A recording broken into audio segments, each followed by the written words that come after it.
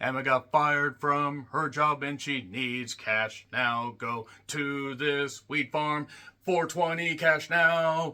420 cash now. Emma has some friends and they need cash now. So they go to this wheat farm. 420 cash now. 420 cash now. Mona is a nice hostess that will give them money now at this old wheat farm. 420 cash now. 420 cash now. Trim Season was written and directed by Ariel Vitta, whose previous work includes horror films like The Endless. Check out her IMDb page for the full list of her work. And this was written by David Blair, who wrote The Triangle. No, not the late 2000s. Mind-bending, head-spinning movie that took place in the Bermuda Triangle. That movie was certainly weird. It was certainly an experiment. David Blair, you can check out what he's been up to by checking his IMDb page as well. And this centers around a few young women. One that is played by Bex Taylor Klaus, and love them. They're great. Loved them ever since they played Audrey in the Scream television series. They were one of the highlights. They were also in Hellfest, which actually was a movie that I rather enjoyed. And if you don't quite remember, that's them. That's them right there. I love Bex. Bex is great. Just want to say that right there. Also, they got an associate producer credit. And other cast members include Bethlehem Million, which just sounds like a great character from either Glow or WoW. From Beverly Hills, Bethlehem Million, who plays Emma, and basically she gets fired from her job. She has a friend named Jules, or Julia, that she is very, very close to, and, you know, basically she really does need cash now. That's why I went with the, if anybody gets the reference that I did in the intro, I love you guys. And Julia, or Jules, is played by Alexandra Essoe. I hope I got that right. Essoe. And yeah, they're close friends. They run into a guy named James, is so skin-crawlingly creepy and off from the get-go. I'm amazed anybody doesn't carry pepper spray. I mean the character, not the guy. I'm sure the guy's a lovely individual. He just plays a creep really well here.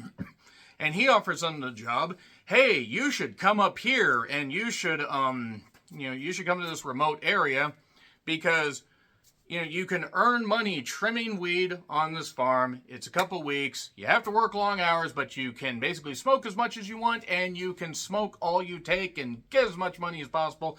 And it sounds too good to be true, because it is. Because this weed farm is run by a woman named Mona, who has her sons, as well as a couple guards on ATVs, and it's out in the middle of buttfuck nowhere, and it turns out there's a reason for that, because there is a very, very, very, very dark and obvious secret on this particular farm.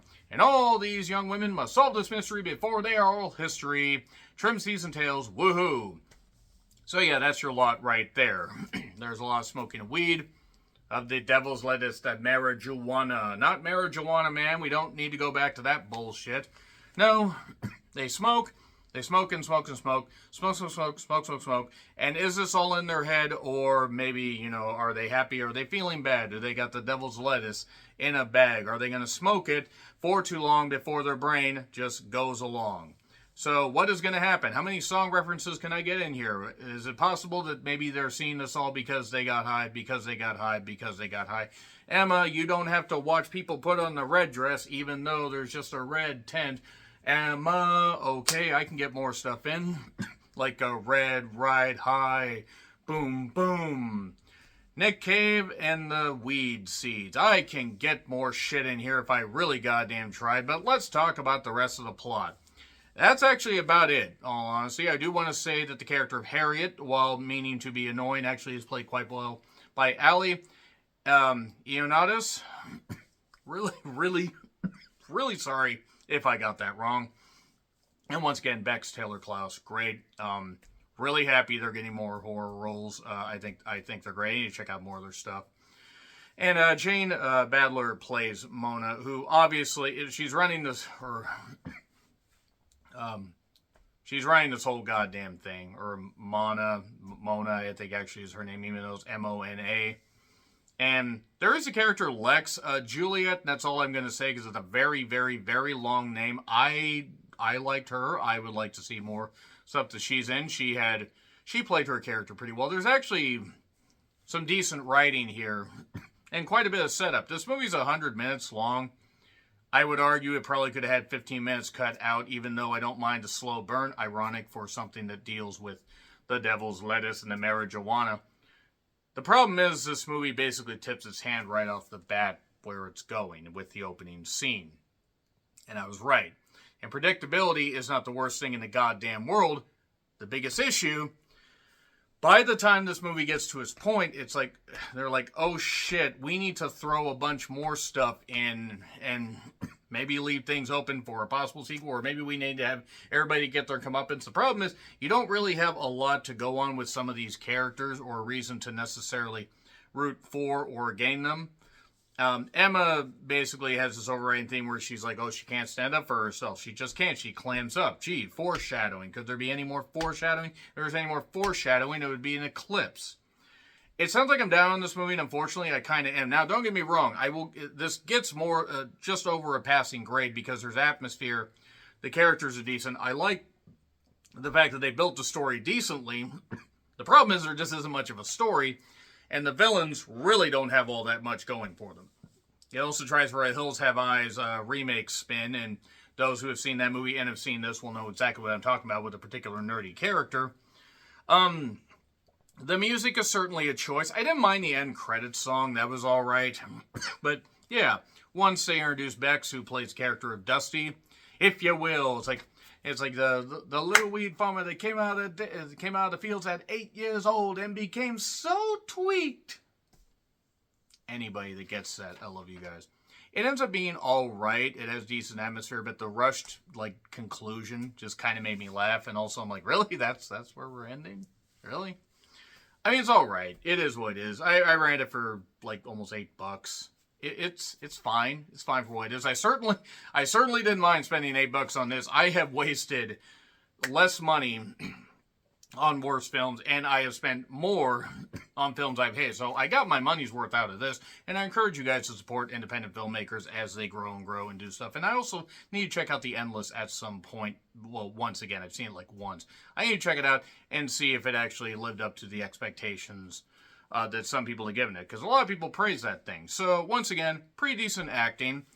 Even if the story does get stretched out a little bit, and there are a few things where it's like, okay, this is it. This is really where we're going with it. Where we're doing this thing. It is what it is. I'm going to get into spoilers, but spoilers really will not take very long because there isn't a lot to get into. So it's available on Amazon at the moment for about $8 after tax. That being said, 3, 2, 1, and spoilers. So let's just get to it. Emma, it turns out, everybody in this, group of young women, well, I think actually Bex's character goes by they/them pronouns. Let's be respectful of people's pronouns, by the way, pal. Just want to say that. If you have a problem with the LGBTQ community, you really should not be here because I will find a way to fucking ban you. I'm fucking done with that. People can have opinions that they want. Just your opinion of hating LGBTQ people is wrong. So, we start in the beginning, where there was rap, as our Lord and Savior Dr. Dre once said, and 2 girls end up scissoring themselves because they're controlled by this person in this tent with this devil plant, this mysterious weed. That's Mona, by the way, just in case you didn't pick up on that. It's her. I did note that is not how you scissor, Jess. There actually is some decent gore going on. That was nice with the scissors in the throat and the scissors in the gut. Emma loses her job. Jules offers to take her out. They meet James. Doesn't really end up, turning out all that great for everybody. They travel, it's somewhere in California. I guess you can go to this weed farm. You can check out any time you like, but you can't ever weed. See? Told you I could do more. It's the weed goals. Okay, I'm done. It's a peaceful, weedsy feeling, and I know that the weed won't let me down as I'm toking, and then I feel like I'm on the ground. Enough. Let's finish the review. So, 12 to 16 hours a day.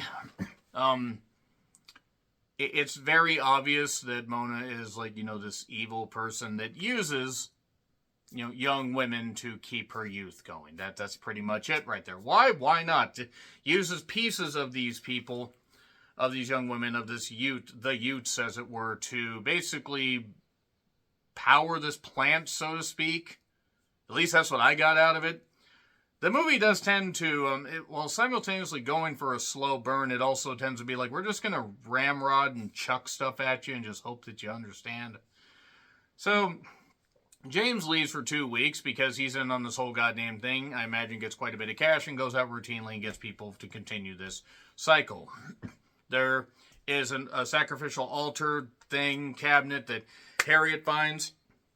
She takes some of this red weed. She tries to smoke it. She ends up poisoned, basically, because Mona referred to the fact that she doesn't smoke pot. She smokes a particular plant that is tailor-made for her, because it's something you have to basically learn to control by force, by blood, by all this stuff and everything, because it's weed by evil. It's weedful, as it were. Everything is weedful, indeed, or in weed, as it were. Let's just move on. So then they chuck a few other things, like about how, like, Emma's parents didn't want her. Dusty's parents, like, her dad ended his life shooting himself in the head. Harriet died because of all that stuff. Some pretty decent gore effects, actually, with the blood coming out of her face and all that. That actually was kind of nice. And, yeah, then it turns out this character, Malcolm, who's one of the underlings, shall we say, of Mona, falls for Dusty. And I do have to say, Dusty is, Bex. I really like Bex. They're living their life the way they want, and that is admirable. But I still like them. I still think they look oh so good. They look great. They fit in films like this. So I just want to say that right there. Yeah. So basically, it turns out also because Mona controls this weed, she can control the people. She makes Bex do the dance in the woods while wearing pants and lumberjack gear, and Malcolm and this big beefy brother Christopher get in a fight, and then Malcolm eventually axes him, which breaks his whole spell. But not before the 3 survivors, Lex, Jules, and Emma, are all battling outside this tent after Dusty gets something cut out of them and planted in the whole goddamn thing. The heart, the gut, the liver, whatever. Maybe it's with fava beans and a nice weed ante. Okay, I'm done. I'm going to be going ganja. And, yeah, that's basically it. We find people are dead. And, oh, yes, a little bit earlier, Lex refers to the fact that she can't feel pain. So her parents are very controlling because if she broke her leg and didn't even feel it. Well, that ends up kind of biting her back in the ass, where she ends up basically sacrificing herself so Emma can live, after she chops one of Mona's hands off. And then Emma breaks it, or has this jar, or like it's, I think the jar that had the weed in, and just chops the hand off pretty violently, actually. That was actually a pretty nice scene. And then Malcolm decides to leave, carries Dusty's body away. I assume Dusty's body could have been Harriet's for all I goddamn know, because some of the stuff was so poorly lit. And Emma, by the way, gets one of the guards on the ATVs to kill himself, because now Emma controls the goddamn plant. Why? Because she got the red cloud in her face, but she is good of heart, and now she controls the weed. And then she uses it to kill James. Break his hand and everything in a goddamn bar. So, yeah, that's it. Yeah, bit rushed, that ending. It was certainly something. It gets a C+ because it is what it is. But am I gonna say absolutely run out right now and see it? No. Can you do a lot worse? Oh fuck yeah! There are way worse horror movies than this. This one at least tries, and even though it doesn't do anything to deviate from its path, and maybe is about 15 minutes too long, it ends up at least being somewhat satisfying. And the cast is pretty good, and the production values aren't all that bad. So yeah, C+. Let me know your thoughts in the comments. Like, share, subscribe, Twitter handle in the description. I'm John Ricklin. I'll see you soon.